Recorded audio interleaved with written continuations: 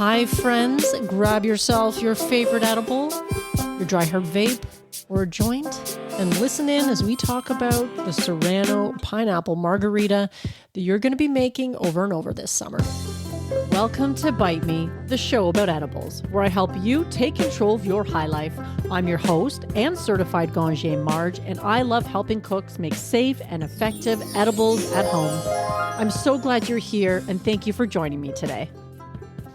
Welcome back, friends. Greetings. Thank you for being here to another excellent episode of Bite Me, the show about edibles. If you're just tuning in for the first time, I'm glad you found me.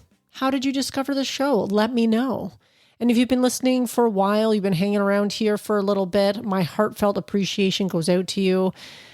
It's really not easy creating a show from scratch. And here I am, almost 5 years later, and I wouldn't be doing it without those of you out there who've been listening. Some of you have been listening since almost the very beginning, which blows my mind. So thank you for being here. I really do appreciate it. Before I get into the meat and potatoes of today's episode, a little bit of housekeeping. First of all, of course, the fan mail. The responses I've been getting have been really, really amazing. Now, just so you're aware, this is a whole brand new feature, so I'm still learning about it along with you. But if you've been looking at it, the fan mail does have the feature, it keeps your phone number private, so I can't see your phone number. And when you open it up, it'll open up the text feature on your cell phone. And there is a thing that says, do not remove. That makes sure that the message gets to my podcast and not inadvertently sent to a different podcast. So that's why that's there. But I have been really loving the responses I've been getting. Last week, I think I asked something about the most interesting place that somebody has consumed cannabis or edibles, of course, because this is a show about edibles. And I got a couple responses last week. First of all, we had someone from Miami, Florida. Hi, Marge. I'm a chef from Miami, Florida that makes edibles. I've been listening to your podcast for some time now and really enjoy your show. Thanks for being you. And I find that incredible. There's a chef out there listening to my show that is getting something from it and enjoying it, because I'm not a professional chef. I don't claim to be. I do love cooking. I enjoy the process. I have worked as a line cook before in the past, but I don't have any professional designation. You would probably know immediately if you're a professional chef and you saw my knife skills, you'd probably be like, oh, there it is. That's how I can tell. But other than that, I'm pretty proficient in the kitchen, though there's always so much more to learn. And I love learning and sharing what I learn alongside you folks. And so thank you from chef from Miami, Florida. I really am happy to hear that you're enjoying the show. The next one we have is a message from someone in Waco, Texas, and they did have an edibles experience in Pikes Peak. It was a very nice trip until I came down with a sneezing attack on the way down. About 1 a minute. The whole busload of people were blessing me. Sneezing was gone once we got down and got off the bus. Yeah, as someone who suffers from a lot of allergies, I can appreciate dealing with a sneezing attack and the people saying, bless you, bless you, bless you, Gesundheit, over and over and over. Having a sneezing attack while you're high on edibles too would probably be a different experience as well. So thank you for sending that in, listener from Waco, Texas. I also love always hearing about where people are from, because this feature also just doesn't show me the phone number, of course, but does show the general location where the message is coming from. And I love to see where people are listening from. So I find that amazing as well. So thank you for sending your messages. Keep it up. I love it. I love it. I love it. And perhaps this week we should do a different question.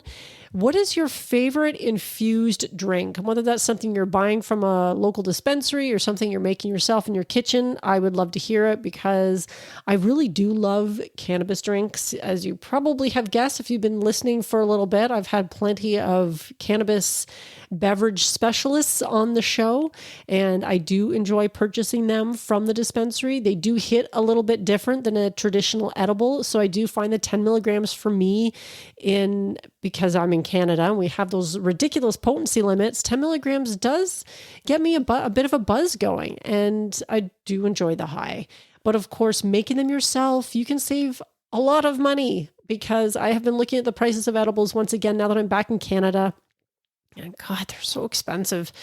Make your own people. That's why, you can be far more self-reliant if you make your own. And there is, of course, a place for edibles that you can buy. It's really fun to see the new technologies that are coming out and all the fun creations that companies are coming up with, but you pay dearly for that. And I can make a batch of something, sometimes for pennies on the dollar, and I know exactly what is going into my edibles. And I really like that too, because I try most of the time to eat relatively well for my health, and just because I feel better when I do.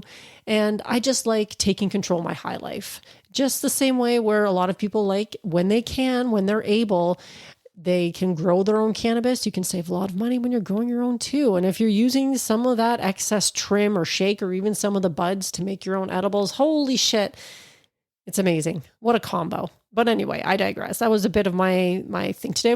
You're probably listening to the show because you enjoy making your own edibles too, for a myriad of different reasons. People have different reasons. Next, Kelly bought me some cookies through the Buy Me a Cookie platform that helps to support the show. And my big heartfelt thank you to Kelly. I don't think I mentioned it yet. That came in a little bit ago. I don't think I've brought this up yet, but thank you, Kelly, for your support. It really means a lot because there are a lot of costs to running a little podcast like mine.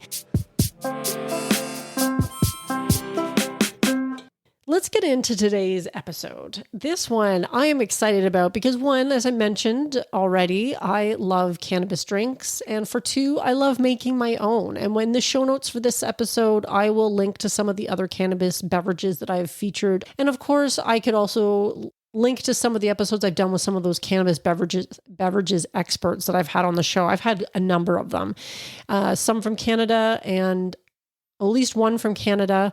They make Teapot, which is a fantastic iced tea, great flavor that you can get in Canadian dispensaries. I'm not sure if it's across the country or not, but it is widely available. And of course, several drink makers in the US. And of course, in the US, you have different potency limitations, different potency requirements, I guess. And so there's a little more flexibility there for higher potency drinks.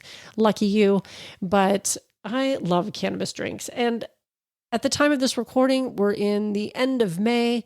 I'm finally back in my home office studio where I will be for the next little while. And I don't know if you heard the clock going off behind me, because for those of you who have been listening for a bit, or if you're just tuning in, I am living in the country now, not too far from the small city I was living in before. Now that after that whole huge life transition, and I'm out here living with my pops, which has been a bit of an adjustment, but not as much as I thought it would be. We get along pretty good, actually. And frankly, I think he really likes the company. My dad is about to turn 93 in just a couple of months, and he's always puttering around. He really likes to cut the lawn. There's a lot of lawn to cut, admittedly, but he has a lawn tractor and he goes out, does a little bit every day. He was replacing weather stripping on the front door the other day. He's always out, puttering around. He has his buddies over several days a week to play pool, but he doesn't like to drive at night. So of course, in the wintertime, that means he's not going very far after 5 p.m. But now that the days are getting longer, it's obviously gives him more flexibility to go out, but he still tends to sort of stick around the house. It's been really nice to sit and have dinners with him most nights of the week. I'm out quite a bit as well, but it's been really nice. So I am looking forward to the grow season this year. I'm a little behind on that probably, but that's okay. And I have great conditions for growing this year. I'm pretty excited about that, actually. I am going to be going to the Frenchy Cannoli Lost Art Workshop as well. So I'm hoping to pick up some tips and tricks, because I would love to experiment making my own hash at the end of the season with some of my own homegrown. So lots of cool things coming up. And of course, if you're interested in doing something like that yourself, but you can't attend a workshop, I think this might be the last workshop that they have scheduled for the year at this point in time. But the beautiful thing about Frenchy is he really wanted this knowledge on hash making to be widely available to whoever wanted it. And so you can find his videos online on YouTube. I'll link to it in the show notes, but they're easy enough to find. You can find them, and they've had them translated into multiple languages as well, so that anybody can access this information free of charge. And I just love that philosophy. And that is a beautiful legacy that Frenchie left us when he unexpectedly passed away a couple years ago. And it's just beautiful to see Madame Cannoli and his apprentice Belle and other people just continuing his vision of having this knowledge freely available to all. In any case, I'm getting a little off topic here. We're talking about margaritas. I got this recipe from a book. It's relatively new. High Times, Let's Get Baked, blazingly good recipes to satisfy your every craving. And this was written by Heijin Chun and Jamie Evans. And I'm excited to say that Jamie is a guest on my show, and you'll be able to tune into that interview in the next episode. So this is one of the recipes that I believe Jamie contributed to this book. The book is fantastic because it has drinks, it has lots of savory recipes, and a lot of Asian-inspired cooking as well. So for those of you out there who are looking for something beyond the traditional brownie, this is definitely it. And there are some beautiful, and the photography is just, of course, stunning. But I just love some of these recipes in here. Delicata squash with goat cheese and honey, bulgogi bong puff pastry, cheesy kimchi and tomato dip, jalapeno chive cornbread, steamed egg and shiitake and chili oil. And of course there are sweet recipes in here too, for those of us that have a sweet tooth, like myself. Jasmine and condensed milk sandwich cookies, mini blueberry cheesecake bites. I mean, there's lots of things to get you excited about cooking with cannabis in this book. But today we're talking about the Serrano pineapple margarita from the book.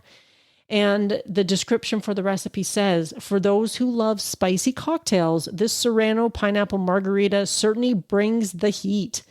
For the best Serrano flavor, the more efficient way to extract the pepper notes is to infuse the Serrano into the tequila. If Serrano peppers are too spicy for you, feel free to swap for jalapenos, which adds more mild spicy notes to this recipe. For those who love extremely spicy cocktails, instead of using Serrano peppers, add habanero if you're feeling brave. Rim this cocktail with chili lime salt for extra flavor and enjoy. I did infuse the tequila. And that is a bit of an extra step that takes, but once you've infused the tequila, you've got like a bottle of tequila that you can use for making multiple of these drinks. And if you're really into spicy drinks like this, it's going to lend itself well to other recipes too. Unfortunately, when I did it, I had to use jalapenos because I made this recipe before I left for Germany. And I even borrowed my daughter's shaker cup because I didn't have one.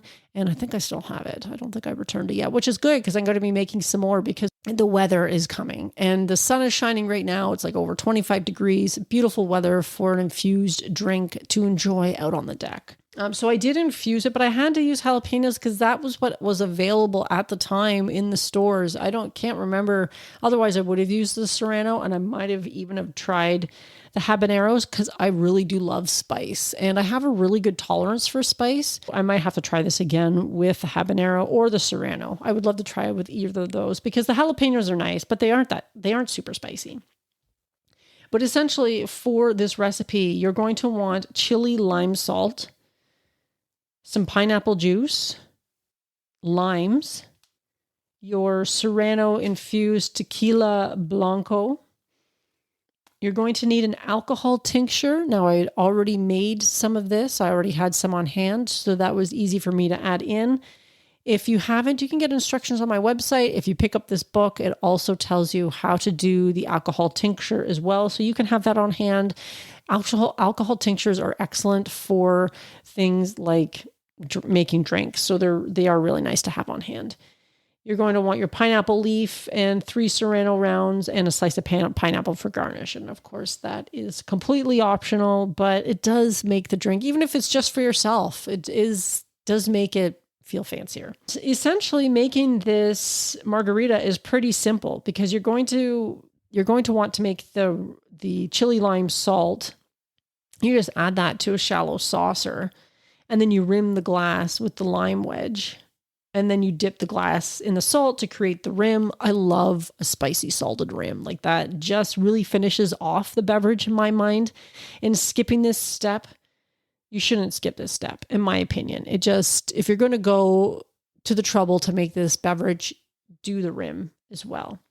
And then essentially to make the margarita, you're adding the pineapple juice, lime juice, Serrano infused tequila, triple sec. Oh, did I not mention that in the list?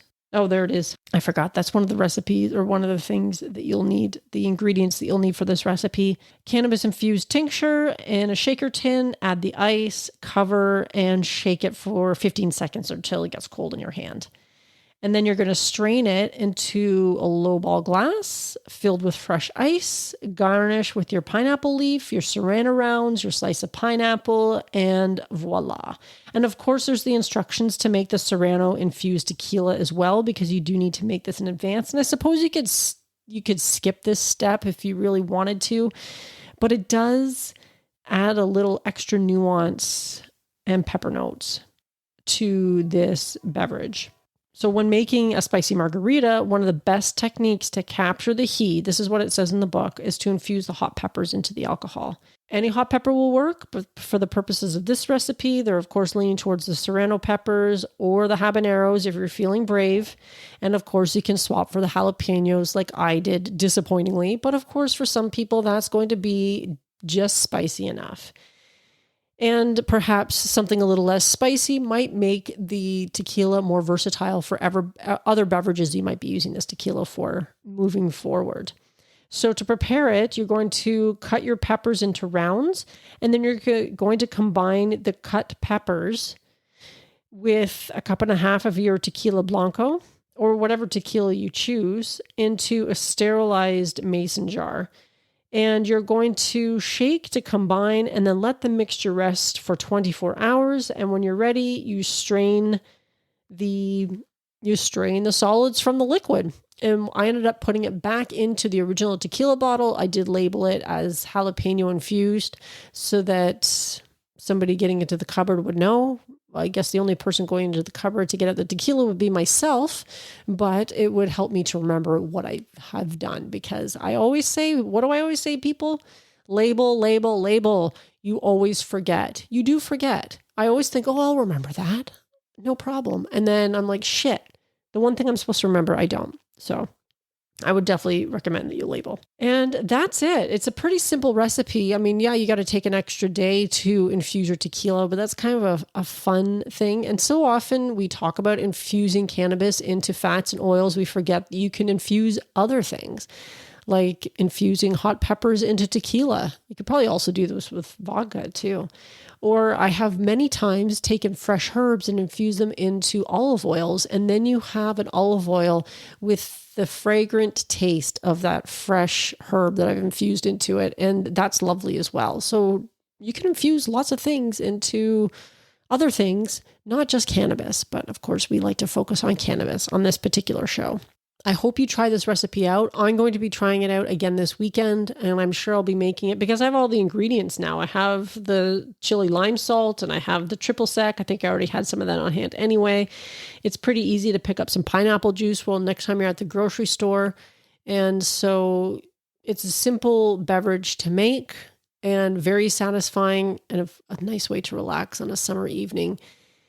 And I do recommend that you pick up the cookbook. It's lovely and it's got a lot of great recipes. And I'm someone who really loves cannabis cookbooks, unsurprisingly, because I'm doing this show, but this one was really nice. I've seen some other High Times cookbooks that I wasn't really like, I don't know, they didn't really call to me, but this one is different. I really like it. And I think you'll really enjoy the episode next week with Jamie as well. I've been looking forward to interviewing her for my podcast, actually for quite some time, because I have covered other recipes that she's done for other books that she's written. And she has written another beverages book because obviously she is known as the herb som and she has a wine background. So she's really well versed in the world of beverages, wine in particular, and cannabis as well.